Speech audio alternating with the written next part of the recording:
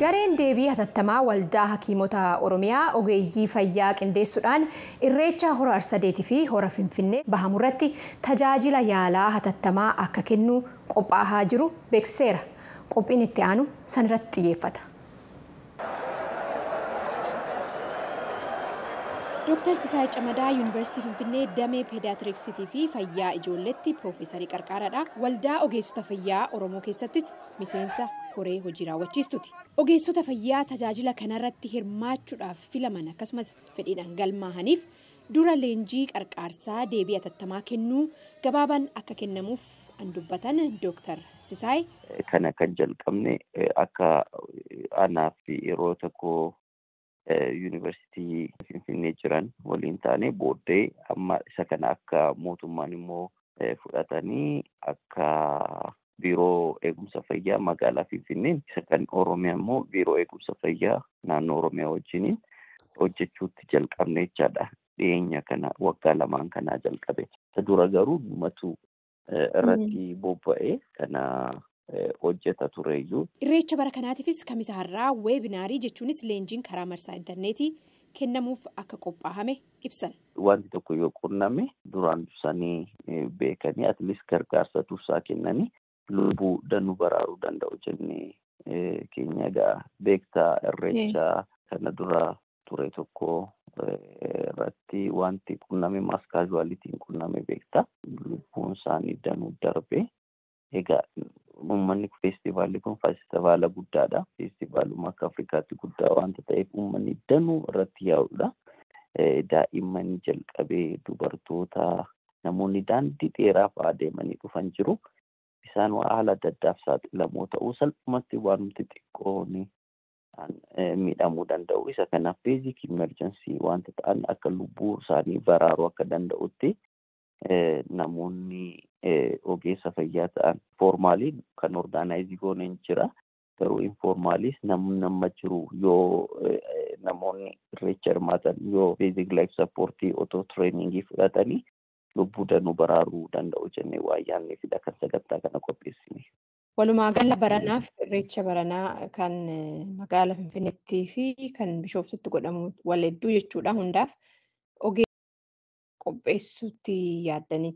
Akka ogeessa fayyaa Oromiyaatti akka waldaa hakiimota Oromiyaatti gara naannaa 40tti siqata garuu akkasiin jedhe waldaa ogeeyyii fayyaa Oromiyaan irratti hirmaatu magaalaa Finfinnee irraa isa Finfinnee irratti hirmaatu biiroon eegumsa fayyaa Oromiyaa irraa akkasumas hin hirmaatu wanta ta'eef baay'ee danuutu hirmaata jennee yaannaa jechaadha. Dr. Sisaayin kana dura yeroo qarqaarsa akkanaa gootan ayyaanota irreechaa darban irratti jechuudha tajaajila akkamiitiif namoonni simbira dhufaa turanii milkaa'inni keessanoo maal fakkaataan jedheen.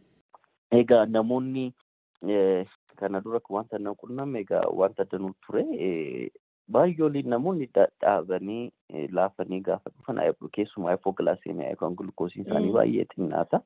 Namoonni baay'een shubbisuun sirbuu isaarraa kan ka'e dadhabbiin hin jiru. Namoonni immoo kufanii haala adda addaatiin dhiiganii dhufan egaa dhiiguma sana dhaabuudhaan lubbuu isaanii baraaruu dandeessa. Hatattamumaan daftee dhiiga sana dhaabne lubbuu isaanii baraaruu hin dandeenya.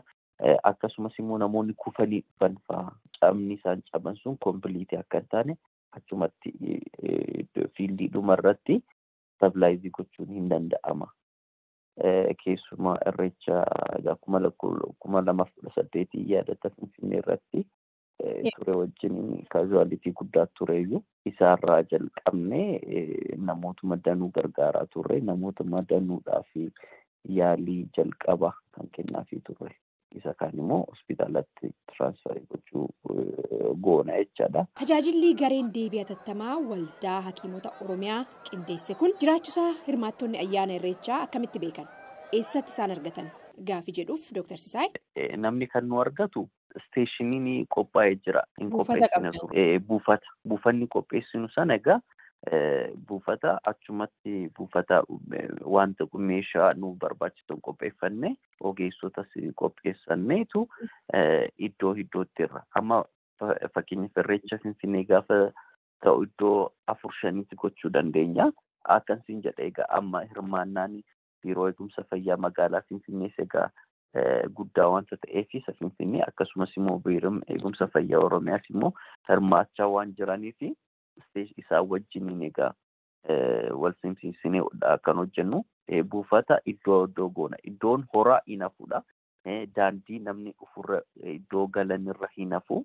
Hojiin tajaajila fayyaa tattamaa kennamu kun kaffaltii malee waan kennamuuf namoonni ayyaana irreecha irratti hirmaatanii fi yaalii tattamaa barbaadan gara buufatoota yeroo magaalaa Finfinnee akkasumas Bishooftuu keessatti qophaa'anii sanitti akka dhaqan ergaan dabarsu. Dr. Sisaay ogeessonni fayyaa hirmaatanis kaffaltii malee tola ooltummaadhaan akka beekumsa isaaniitiin hawaasa tajaajiluudhaaf qophaa'an dubbatan. Tola ooltummaadhaan kan jalqabnes bilisadha.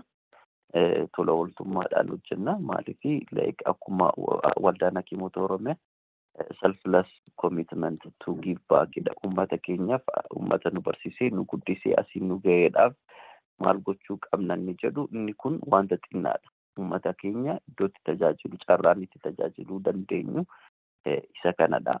Akka feestivaala biyya kanaatti iyyuu nutudha.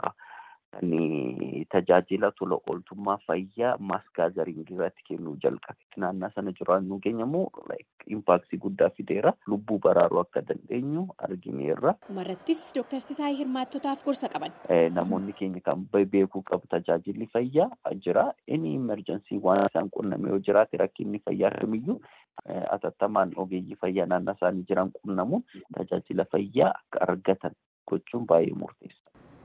Yuunivarsiitii Finfinnee damee peediyaatiriksiitii fi yaalii ijoolleetti Piroofeesarii Qarqaaraa akkasumas miseensa koree Eddugalaa waldaa ogeessota fayyaa Oromoo turanii Dr. Sisaay Camadaa ulfaadhu.